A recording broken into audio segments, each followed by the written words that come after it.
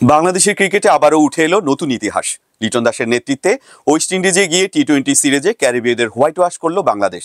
এই ঐতিহাসিক অর্জনের পেছনে ছিল দলকে চাপমুক্ত ক্রিকেট খেলার লাইসেন্স দেওয়ার এক অনন্য কৌশল। তৃতীয় এবং শেষ টি-20তে বাংলাদেশ 189 রানের বিশাল স্কোর দাঁড় করায়। বোলারদের দাপটে 80 রানের জয় নিয়ে টাইগাররা বছর শেষ করে। অধিনায়ক লিটন দাস, যিনি ব্যাট হাতে সেভাবে নিজেকে মেলে ধরতে পারেননি, দলকে চাপমুক্ত ক্রিকেট খেলার সুযোগ করে দিয়ে প্রশংসিত হয়েছেন। শেষ ম্যাচে লিটন দাস বলেন, আপনি যদি দেখেন, আমরা টেস্ট এবং ওয়ানডেতেও ভালো খেলেছি। দুর্ভাগ্যবশত আমরা জিততে পারিনি, তবে আমরা ভালো ক্রিকেট খেলেছি। তাই এই সিরিজে আমাদের ভালো খেলার আত্মবিশ্বাস ছিল। ওয়ানডে সিরিজে ধবলধোলাই হওয়ার পর কিভাবে এই বদলে যাওয়া, লিটন দাস জানিয়েছেন, চাপমুক্ত ক্রিকেটের কৌশলই ছিল মূল চাবিকাঠি। সিরিজের আগে দলের প্রতি তার বার্তা ছিল, চাপ নেবেন না, শুধু খেলা উপভোগ করুন। কারণ আমরা জানি আমাদের বোলিং এবং ব্যাটিং বিভাগ খুব ভালো। আমরা যদি ভালো স্কোর করতে পারি, সেটা ডিফেন্ডও করতে পারবো।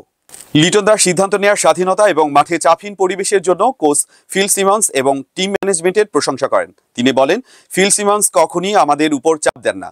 আমরা নিজেদের স্বাধীনভাবে খেলতে পারি। কোচিং স্টাফ এবং ম্যানেজমেন্ট আমাদের জন্য সহায়ক ভূমিকা পালন করেছে। তাদের জন্য কাজগুলো সহজ হয়েছে। বাংলাদেশের বোলিং বিভাগ সিরিজ জয়ের পেছনে মুখ্য ভূমিকা পালন করে। তরুণ স্পিনার রিশাদ হোসেন এবং অভিজ্ঞ পেসার তাসকিন আহমেদ পুরো সিরিজে দারুণ বোলিং করেন।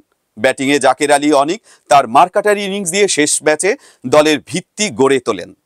শেষ ম্যাচে জাকের আলীর 41 বলে 72 রানের বিধ্বংসী ইনিংস বাংলাদেশের স্কোরকে নিয়ে যায় 189 রানে। তার ব্যাটিংয়ে ছিল 6টি ছক্কা এবং 3টি চার।